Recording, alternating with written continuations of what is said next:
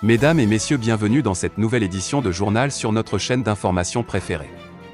L'information nous suit partout dans le monde, alors si vous êtes nouveau, abonnez-vous et activez aussi votre cloche de notification pour ne plus rien manquer. L'armée malienne monte en puissance. Un constat partagé par des chefs militaires et des habitants des régions en proie à l'insécurité.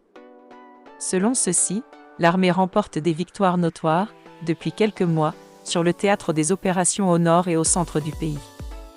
Pour les responsables de la direction de l'information des relations publiques de l'armée, cet exploit est le fruit des efforts de restructuration entrepris dans le secteur par les autorités de la transition.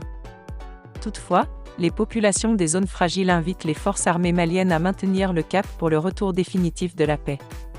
Mopti, 22 février, AMAP, la route nationale, RN15, appelée route du Poisson, a beaucoup fait parler d'elle ces dernières années à cause des attaques répétées de groupes armés terroristes. Les habitants des villages riverains ne dormaient que d'un œil, car à tout moment, les terroristes pouvaient faire irruption dans leur localité pour tuer des innocents, brûler des maisons ou encore emporter le bétail.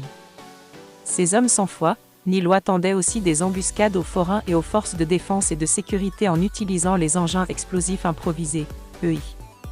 Dans leur dessein de faire mal aux populations, les groupes terroristes ont saboté la plupart des ouvrages se trouvant sur le tronçon Sévaré-Bandiagara sur la RN15. Aujourd'hui, le trafic a repris normalement sur ce corridor qui relie le Mali et le Burkina Faso, grâce aux patrouilles des unités de la 6e région de la Gendarmerie nationale. Le colonel Mamadou Siné Doucouré et ses hommes ont la lourde tâche de sécuriser la circulation des personnes et des biens sur la RN15. Ce mercredi 16 février 2022, nous les avons suivis durant une bonne partie de la journée. Plusieurs véhicules pick-up remplis de gendarmes armés jusqu'aux dents se mettent en branle vers midi en direction du village de Fico, sur la RN15 où les mouvements de groupes armés terroristes avaient été signalés par les villageois. Le chef de village, Brahima Traoré, et ses conseillers ont fait part de leurs inquiétudes aux patrouilleurs par rapport à cette situation. Avec les différentes opérations de l'armée, les terroristes se sont regroupés à 3 km de notre village.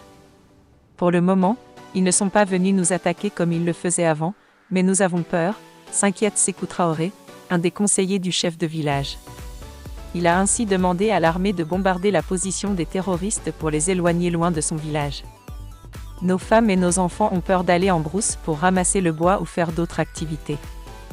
C'est vrai que les hommes n'ont pas encore commencé les travaux champêtres, mais nous ne voulons pas avoir affaire à ces gens qui n'hésitent pas à tuer nos enfants ou à violer nos femmes, dit le vieux Traoré, tout en reconnaissant que la présence des gendarmes rassure les populations locales. Chers téléspectateurs, laissez-nous en commentaire ce que vous en pensez.